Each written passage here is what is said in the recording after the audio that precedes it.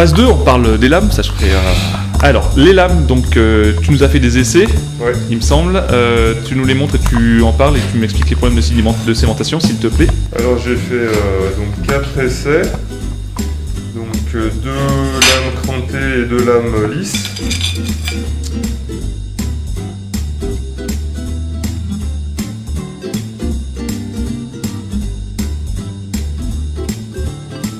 Et donc en fait sur le premier essai j'ai sémenté 2 fois et ensuite appliqué un traitement thermique. Alors c'est C'est-à-dire quoi que la sémentation, c'est un apport de carbone en surface. On va chauffer la pièce à 900 degrés à peu près. On va la recouvrir de sémentation, la laisser refroidir. Et puis on va la réchauffer et la tremper dans l'eau pour lui appliquer le traitement thermique. Donc ça c'est le premier essai. Le deuxième essai, en fait j'ai sémenté qu'une fois. Et j'ai eu l'impression que le deuxième essai était plus... Enfin, avec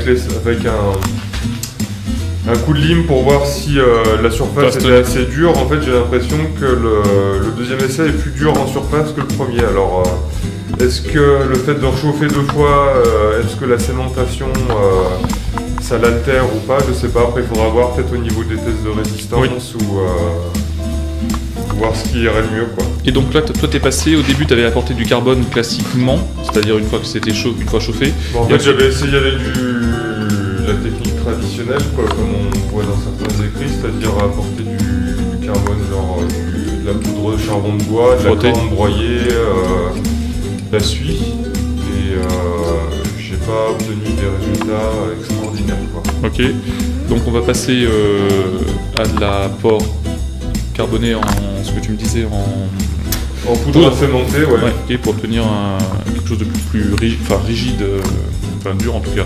Comment ça s'est passé la forge et comment est-ce que tu envisages de créer la forge pour les grandes lames? Et ben en fait je vais partir d'une section en U que j'ai dans mes chutes d'atelier. Oui. Je vais la percer avec un peu ce système là en fait. Sauf que ça va être sur une longueur d'1,50 m, voire 2 mètres.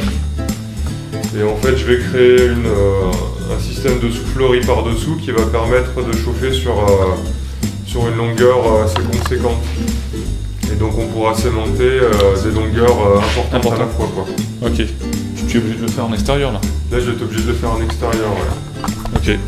Quels sont, à ton avis, les problèmes que tu vas rencontrer ou que tu as déjà rencontrés? Histoire de leur parler. Ça risque d'être un peu la déformation de l'acier à la chauffe et puis surtout la manipulation. Mais bon, après, comme c'est juste sémenté en surface, on garde quand même une lame assez flexible, donc on pourra redresser assez facilement. Et puis le deuxième problème qu'on va sûrement rencontrer, c'est quand on va vouloir assembler les 2 morceaux de lame qui vont faire 1,50 m ou 2 mètres. C'est que tout l'endroit où ça aurait été trempé, en fait, va se détremper au niveau de la soudure, quoi. Est-ce qu'on peut envisager de ne pas tremper une partie pour la tremper ultérieurement après?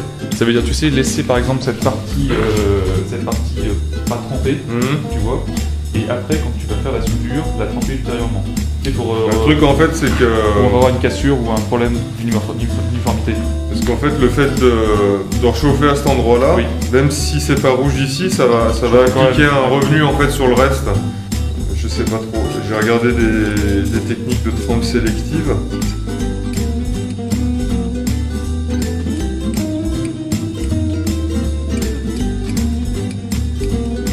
C'est-à-dire d'appliquer éventuellement de l'argile sur les endroits qui ont déjà été trempés, mais je suis pas sûr du résultat. Après, je pense on a très peu de...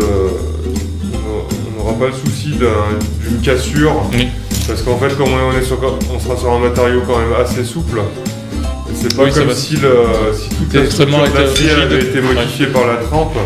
Ça sera vraiment que si on avait eu 2 aciers durs trempés à cœur, c'est sûr que là on aurait peut-être eu des problèmes de cassure, mais là d'où les grandes sections qu'ils faisaient à l'époque. Ouais.